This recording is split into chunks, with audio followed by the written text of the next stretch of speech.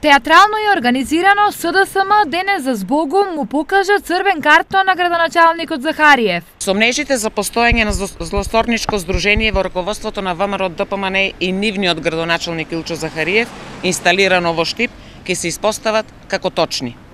Според Министерството за внатрешни работи, Илчо Захариев ја искористил својата положба за нанесување на противправна имотна штета на општината, на товар на граѓаните на Штип, спротивно од законските прописи. Граѓаните на Штип се ограбени за 1.567.619 денари.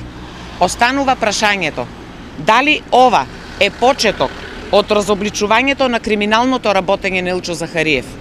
Уште колку пари од граѓаните се проневерени?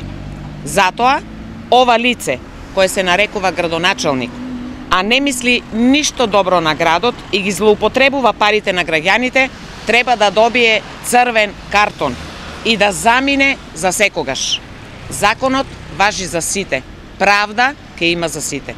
Иако веќе го квалификуваа како криминалец, СДСМ на истата пресконференција сега веќе принципиелно порача. Социјалдемократскиот сојуз нема да се меша во работата на Министерството за внатрешни работи, ниту пак во судската власт, со оглед на досегашното работење и со оглед на дојавите или на сето она што се презентира во јавноста, нема да бидеме изненадени доколку произлезе уште некоја кривична пријава за работењето на Илчо Захариев. На црвениот картон за Захариев од ВМРО одговорија со нивни аргументи. Ако тргнеме од 3 чешми кон Штип, веднаш ќе забележиме дека на клучката се поставени 130 светилки на магистралниот пат. Позади нас ќе ги оставиме населбата Железничка, Балканска, Македонка и Чардаклија, кои од градски средини со рурален изглед се претворија во урбанизирани, асфалтирани и осветлени населби за живеење. Продолжувајќи по хортикултурно уредениот булевар Гоце Делчев, ако завртиме налево, ќе ја видиме новоизградената обиколница со мост преку реката Брегалница, која излегува во населбата Сењак.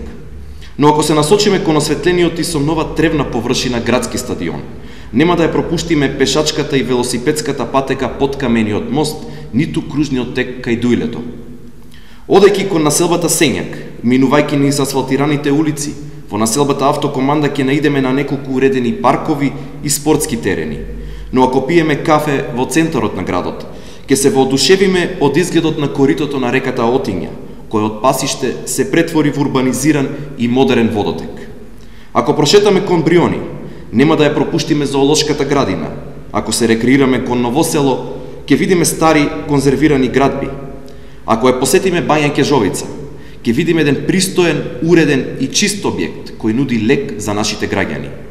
Оние кои почесто патуваат кон селата, Драгоево, Селце, Долани, Пухче, Лесковица, ќе забележат дека овие села имаат поинаков изглед и жителите во нив имаат достоинствен живот. Почитувани сограѓани, така во изминативе 4 години работеше локалната самоуправа предводена од ВМРО ДПМН. Сега вие сте на потек.